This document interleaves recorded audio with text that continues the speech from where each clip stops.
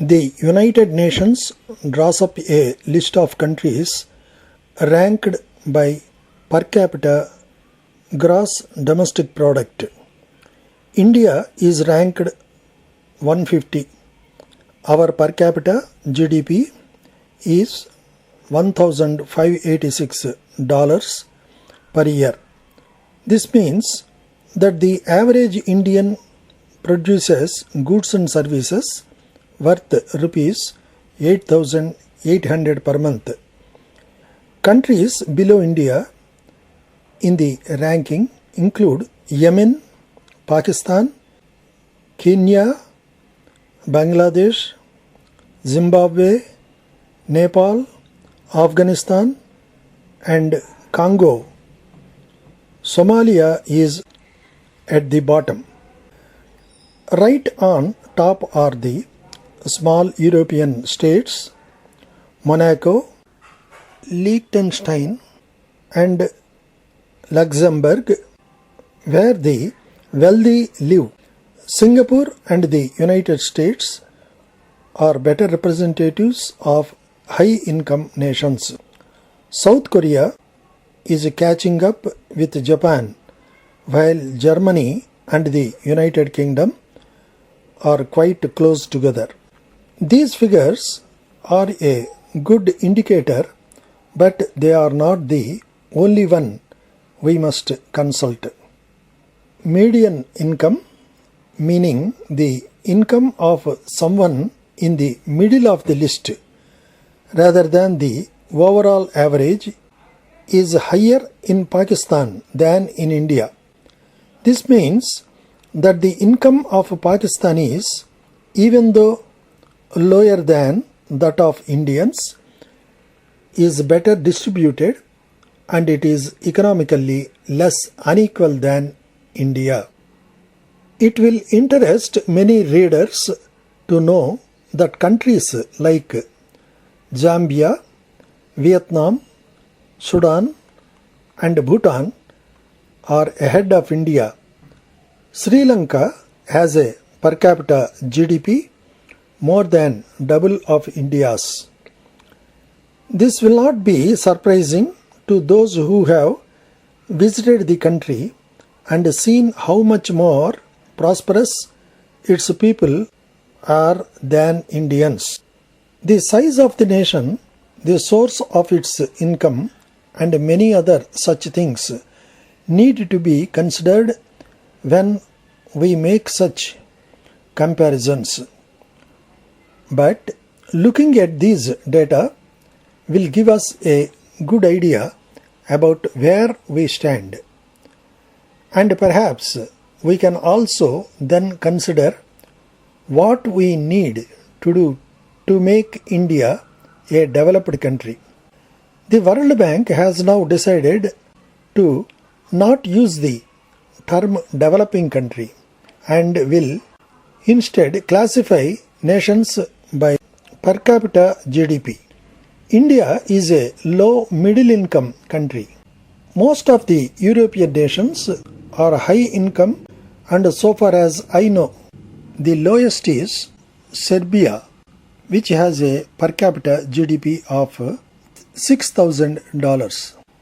The governor of the Reserve Bank of India recently spoke about what sort of a per capita GDP India would require to reach if it had to be rid of poverty, or at least the worst aspects of it, because no nation can successfully eliminate poverty entirely. At one level, we are still a $1,500 per capita economy, all the way from $1,500 to $50,000, which is where Singapore is. There are a lot of things to do. We are still a relatively poor economy, and to wipe the tear from every eye, one would at least want to be middle income, around $6,000 to $7,000, which, if reasonably distributed, will have dealt with extreme poverty. And that is 2 decades worth of work to be even moderately satisfied. China has a per capita GDP of $7,600, meaning it has been able to recently achieve what the Reserve Bank governor is talking about. Those who visit China will know that the development of that country is on a different scale from India's, and it would not be fair to compare the two. They are very far ahead. I do not think it will be possible in our lifetime, meaning in the next 30 years, for us to catch them.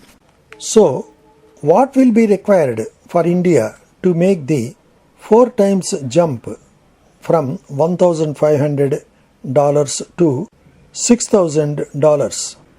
The debate in India tends to focus only on what the government can and should do.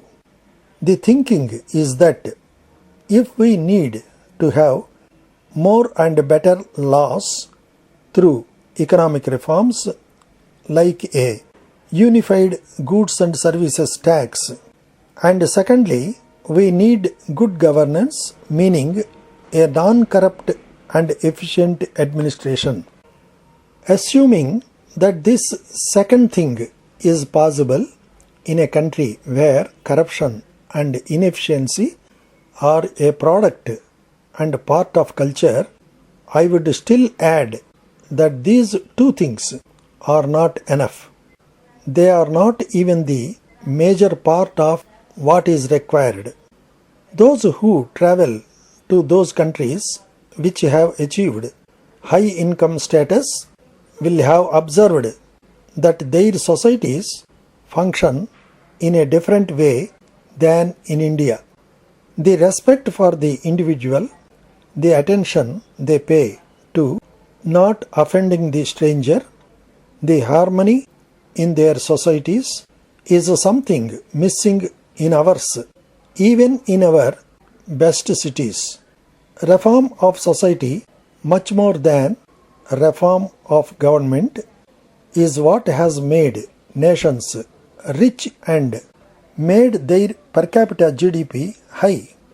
So long as our focus remains on changes produced by the government, India will continue to be slow in its march up the ladder. United Nations per capita goods and services, European Union, even though distributed, prosperous so far as Governor, Reserve Bank of India entirely, we are still extreme government, more and better economic reforms, goods and services tax, governance, administration. Second thing, what is required, so long as